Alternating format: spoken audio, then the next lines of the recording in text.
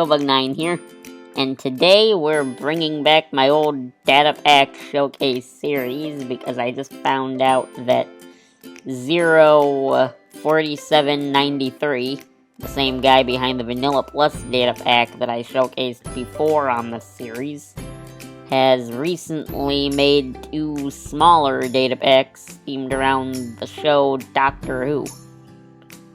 I used to watch a lot of Doctor Who, but haven't had time to stay current. I still enjoy the show when I get a chance to watch it, though, and thought it would be fun to share these data packs with you, because I thought they were really cool. One of these data packs features the Weeping Angel as one of the more scary enemies out of the show, and the other features the Tardis, the Doctor's main form of transportation.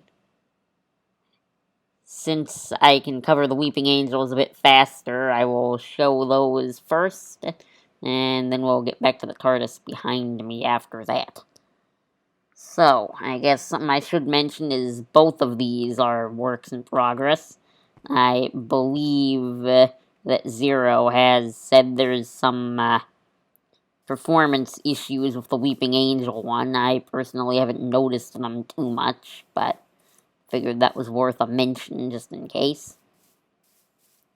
I did set my spawn point up there in case something bad happened, as with this guy here. But they're spawned in with endermite eggs in this one. So, yeah, here's one of them. It looks like he's actually facing kind of ahead of him.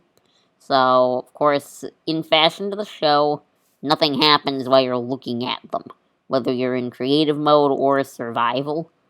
But just like the show, and I guess you'll be aware of this if you've seen the episodes featuring these guys, the moment I look away,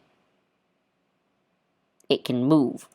At least that's how it's supposed to work. Let's see. We walk over here a bit.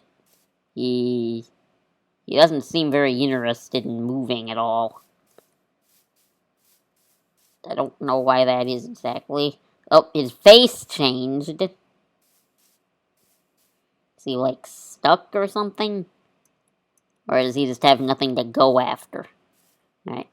I guess let's give him something to go after. Hopefully it doesn't move too fast after us here, but let's change into survival mode and give him something to chase. Hopefully we can turn around quickly enough that he's not gonna, like, be able to get the jump on us before we see him moving. But anyway, game mode survival. Okay, looking at him, not looking at him, looking at him, not looking at him. Don't. Yeah. Yep. That kinda gave me a jump, actually. Oh, wow. Yeah, those guys be powerful. They can take you right down in a single blow there. Yeah, there he is down there. If we actually look away here, is he gonna... I don't think he sees us anymore now that we're up here.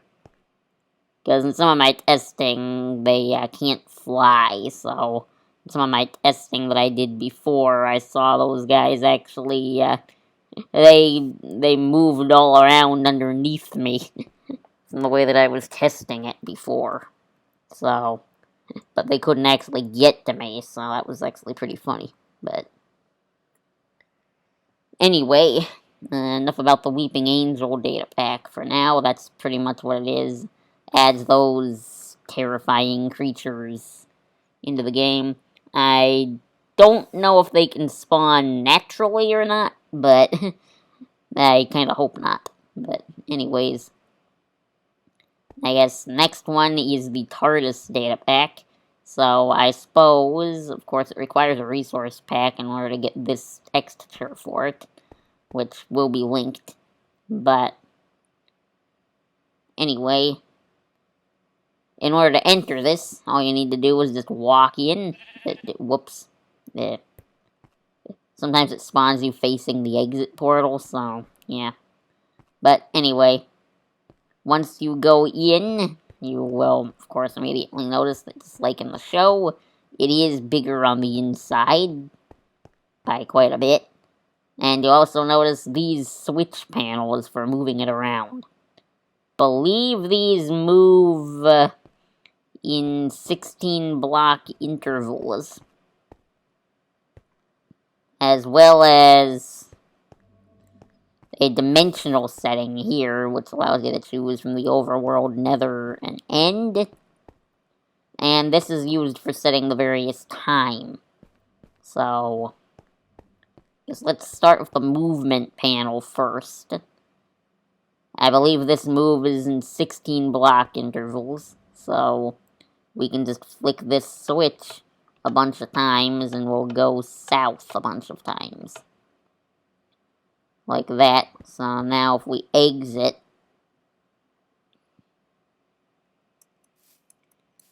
we're now quite a bit south of where we were, which is pretty good. Now, of course, there is not actually any way I can tell of setting the Y coordinate, as there is a command to manually relocate this thing. I also have that displayed on the screen, but if we go ahead and do this a whole bunch, we'll end up who knows where. This thing does have a tendency to put you inside blocks, because it is work in progress, so do bear that in mind. It could be a little bit dangerous to use this in survival, which is why we're in creative mode now. But yeah, we're way over here. And for whatever reason, it seems like I've got 2 of these. Yeah, I was testing in this world earlier, so again, looks like that's something that can happen as well. Like I said, it's a little bit buggy right now, because it is a work in progress. But anyway, I guess you could tell that it was turning to evening there, so using these switches, we can actually do a time set back to morning with this. So that would be the time travel aspect of this thing, apparently. So, what happens if we try to enter a different Tardis than the one we were in? Well, it just sends us back into the inside. Okay, one more thing I want to show before we get to the rest of this thing, and that would be, of course, the dimensional thing. Of course, I think the end is probably just a death trap. You'll probably just end up spawning it in the void or something if you try that, so probably be more interesting to put us in the nether, especially since I don't know what our coordinates are going to be. Although it looks like we still spawned kind of in there, and now these are like right on top of each other. Spawned right in a cliff and fell down. Yeah, this is why I wouldn't recommend using this in survival right now. But, yes, because it's kind of dangerous until all the kinks get ironed out. But anyway, I guess currently my favorite part of this is behind those doors. So that would be the various rooms inside the Tardis. Yes, just like the real one from the show, this thing is actually procedurally generated. As in, it can go on infinitely. So, it's made up of a bunch of random rooms. So it randomizes the layout of the room as whenever you go through one of these doors or something. I guess each room stays where it was, but every time you generate a new Tardis that comes with world here, this layout will end up generating differently here. But, yes. As you can imagine, something like this does require a huge amount of different designs of rooms in order for something like this to work. There's various different ones here, like we're going through here. But Zero is currently, in order to help with this problem, is currently allowing people to submit room designs that can be featured in the data pack, or could potentially be added to the data pack. So, I guess if you are interested in submitting one of those rooms, then I guess check the link in the description for the Tardis data pack. Look on the page it links to for the instructions on how to contribute. If I can come up with a good idea, I might submit one as well.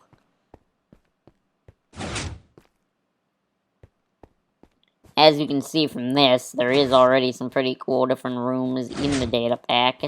Where I think we might be going in circles here, actually. But, yeah, I guess here's a different one. But, yes. But anyway, I think I'm probably hopelessly lost inside the Tardis now. Or maybe not.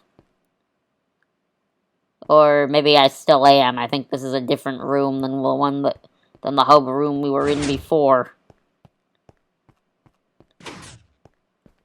Okay, looks like we got these corridor hallways as well in here. Yeah, I'm definitely hopelessly lost in here. But I think that pretty much does cover everything about the Tardis one. Curious to see where this goes from here. Because it definitely looks like it has quite a lot of promise as it currently is. But anyway, I guess can't keep exploring the rooms forever here, though. Ooh, this is a new one. This is a restaurant room, I guess. Well, this seems like a good place to end the video. So, I guess if you enjoyed this video and found these data packs interesting, please consider giving it a like. If you really loved it, consider subscribing. And, well, that's about it for me for today. So, I guess if I can get out these doors here. Oh.